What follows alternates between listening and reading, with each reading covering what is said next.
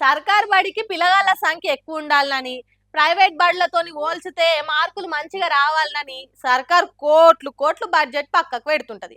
కానీ అందులో ఫస్ట్ తారీఖే వేలకు వేలు ఫీజులు తీసుకునే టీచర్లు మాత్రం ఎంత చక్కటి పనితనం చూపిస్తుండ్రో ఒకసారి వీక్షించుండ్రి.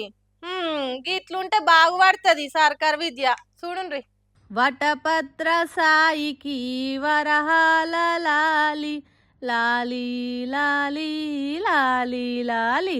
ఆహా, ఎంత గాఢంగా పౌలిస్తుండో సారు. ఏ పోరలు, మీకు చదువు లేకున్నా సరే గాని సార్ నిద్ర ఖరాబ్ చేయకుండా షూ సైలెంట్ గా ఫోన్ చూడండి. రాయితే బెల్ కొడతారు, ఇంటికి పోదురు గాని.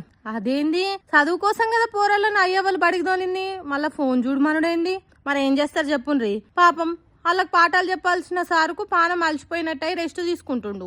మన నిమ్మలంగా నిద్రపోవాలనుకుంటే లీవ్ పెట్టి ఇంటికాన్నే ఉండొచ్చు కదా అని అంటే, సెలవు పెడితే జీతం రాదు కదా, వీడికి వస్తే పని చేయకుండా జీతం ఇస్తారు కదా. అయినా సర్కార్ కొలువులా కొందరుకున్న ఫ్రీడమే వేరబ్బా. వాళ్ళకి జీతం తప్పితే జనాల జీవితాలు, ఇట్లా పిల్లల భవిష్యత్తు గురించి అవసరమే లేదు. ఉత్తరప్రదేశ్ కన్నూర్ జిల్లాలో అయింది ఈ సార్ నిద్ర భాగోతం. ఓ దిక్కు సార్ నిద్రల హెడ్ మాస్టర్ అయినట్టు ఉత్తమ ఉపాధ్యాయుని అవార్డును ఆఫీసర్ల చేతుల మీదకెళ్ళి తీసుకొని షాల్వాలు కప్పించుకొని సన్మాలు చేయించుకుంటున్నట్టు కలలు కంటుంటే, పిల్లలు ఫోన్లో బొమ్మలు చూసుకుంటా రీల్స్ లైక్ కొట్టుకుంటే షిల్ అవుతుర్రు. ఇట్లా ఎవరో వీడియో తీసి పెట్టే వరకల్లా ఇసొంటోళ్ళని ఉత్తగా ఇడిచేస్తే అందరు ఇట్లనే మోపవుతారు.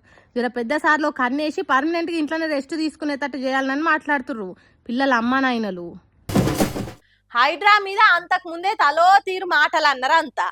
హైకోర్టు కూడా సీరియస్ అయ్యి రంగనాథ్నే రప్పున కొలువులకెళ్ళి వీకేసేయండ్రి అని చెప్పేవరకల్లా ప్రతిపక్షాలకు పంచులేస్తందుకు ఇంకింత సందు దొరికినట్టు అయింది.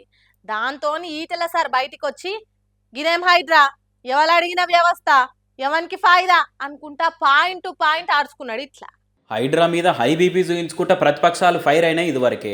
కేసీఆర్ అయితే ఇప్పటికే క్లారిటీగా చెప్పేసిండు, మేం పవర్లకు రాగానే హైడ్రాని అవతల ఎత్తేస్తాం అనుకుంటా. కానీ కాంగ్రెస్ సర్కారు, సీఎం రేవంత్ రెడ్డి మాత్రము హైడ్రా మానసపుత్రిక అన్నట్టే మస్తు ఓన్ చేసుకున్నారు. ఆఖరికి హైకోర్టే సీరియస్ అయ్యి, మీరు కూల్చుకుంటూ పోతుంటే మేము చూసుకుంటూ కూర్చోవాలన్నా అని అచ్చింతలేసింది కూడా. ఇక దాంతో లీడర్లంతా తలో మాట అంటుంటే ఈటల కూడా ఈ తీర్లు అరుచుకున్నాడు. హైడ్రా అనేది ప్రజల్ని వేధించే సంస్థ తప్ప ఇంకేం లేదనుకొచ్చింది. ఇట్లా హైడ్రా చరిత్ర చూసిన తర్వాత ఇది పేదల ఇల్లు గుట్లు కూలగొట్టేటువంటి ఒక సంస్థగా, ప్రజల్ని వేధించే సంస్థగా, ఇవాళ వాళ్ళకు అనుకున్నోళ్లకు భూములు కట్టబెట్టి వాళ్ళకు వ్యతిరేకంగా ఉన్నటువంటి వాళ్ళ ఇల్లు కూలగొట్టుడు, భూములు గుంజుకునే సంస్థగా అది రికార్డుకి ఎక్కింది. కాబట్టి కోర్టు ఎన్నిసార్లు సొట్లు పెట్టినా తిట్టిపోసినా గానీ రేవంత్ రెడ్డి తీరైతే మార్చుకోలే. మరి ఎందుకో హైడ్రా అంటే అంత ప్రేమ ఆయనకు అనుకుంటా.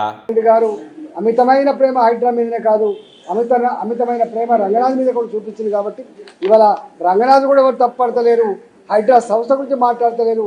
ఇదంతా రేవంత్ రెడ్డి గారు చేయిస్తున్నది మాత్రం బయట ప్రచారం అవుతా ఉంది. మరి హైడ్రా మొత్తం పేదరిల్లు కూల్చి పబ్లిక్ నే కళ్ళ నీళ్ళు పెట్టించింది అని అంటారు. సరే, హైడ్రా చేయంగా మంచి జరిగినట్టు ఏం అనిపించలేదా సారు మీకని అడిగితే? ఇప్పుడు అక్కడక్కడ ఆక్యుపై చేయబడినటువంటి పార్కులు కొంత కాపాడొచ్చింది కాదు.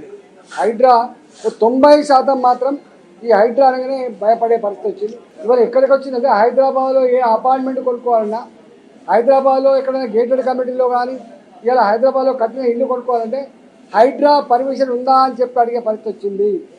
హైడ్రా అన్ని సంస్థల కంటే ఒక సుప్రీం సంస్థగా, అది రెవెన్యూ డిపార్ట్మెంటు, అది మున్సిపల్ అడ్మినిస్ట్రేషన్ డిపార్ట్మెంటు, అది హోమ్ డిపార్ట్మెంటు, ఏ డిపార్ట్మెంట్ కూడా వాటిని నియంత్రించే పరిస్థితి లేదు. చివరికి కోర్టులు కూడా దాన్ని నియంత్రించలేకపోయినాయి.